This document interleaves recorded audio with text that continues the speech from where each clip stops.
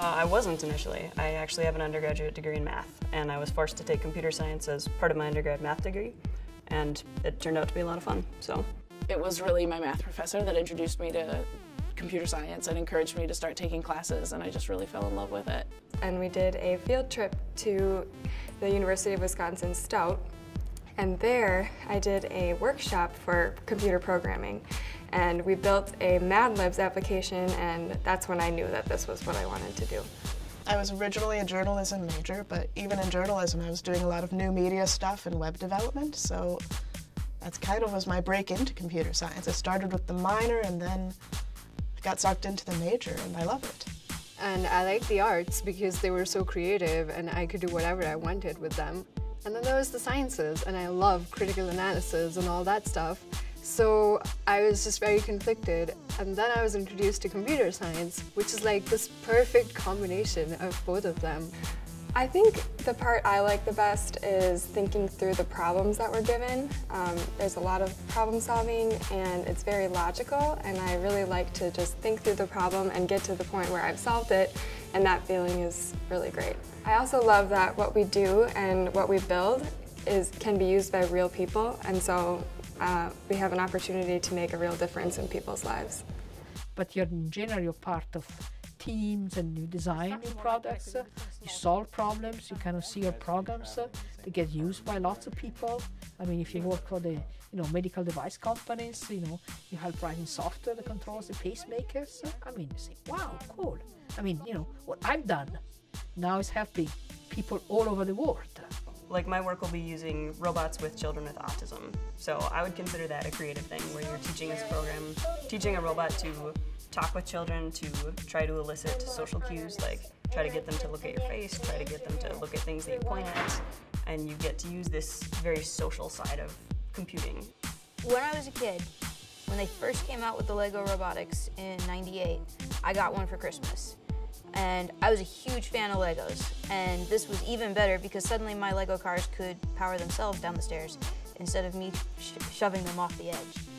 My specialty is multi-robot systems for search and rescue, and usually in the aftermath of these kinds of things, it takes a little while before the environment settles to a point where it's safe for humans to go in and start the rescue efforts. I do research in virtual reality. Yes, and sometimes people who've had brain damage or people who have Alzheimer's disease or other types of neurodegenerative conditions. And what we can do is we can put people in a virtual environment. We can ask them to perform tasks like go to the grocery store, buy things, and we can compare kind of how well did you perform this task 6 months ago or a year ago, and so on.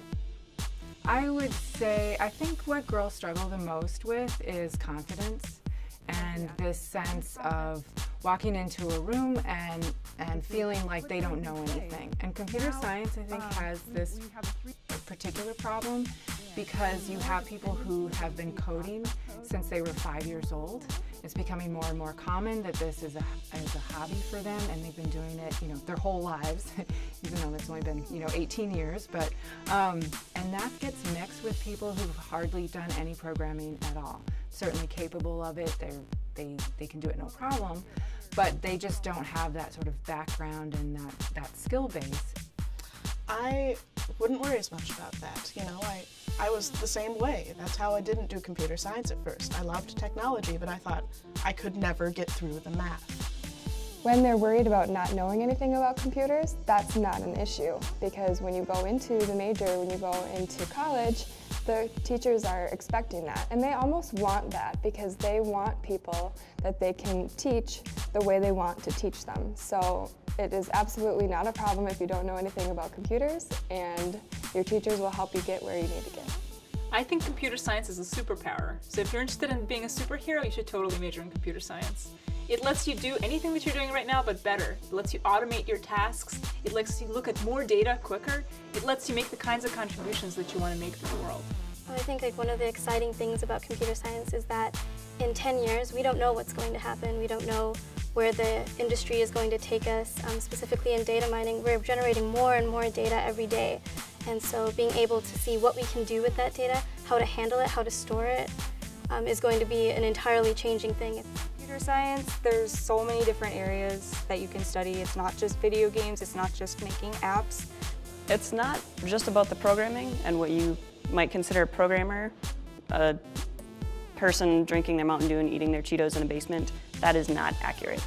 So this is one thing I find very puzzling, right? So everybody thinks, well, being a doctor and being a nurse, it's easy for women.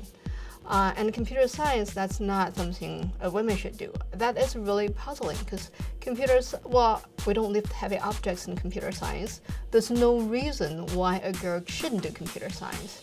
So what I want to say is, well, just like, you know, when you were a kid, you don't want to eat certain veggies, and your parents say, hey, give it a try. So give computer science a try. It really may just be your cup of tea. It's, you know, like he did show me the stats where like companies that have women in upper levels of management consistently do better, and companies that have women in tech consistently make better products. And so even with Google, like they were going to propose an idea for a phone, and everyone in that team was a guy, so they brought it to pitch, and they're like, look, this phone, it's going to be big, but it's going to fit in everyone's pocket, and it's great. Then the one woman on the panel sits there and is like, that won't fit in a woman's pocket. Women don't even have pockets. Like it's the widening, you know, it's all the different perspectives that go into things. And women are 50% of this world, and it's important to have them be as close to 50% of the developers and the people making the technology as possible. I guess I'd like to say that computer science is the new literacy, and programming is an important part of the future. And if you want to be able to have an impact, if you want to be able to look at all areas of science and humanities from a different lens and with the ability to change the future, then computer science is an area to consider.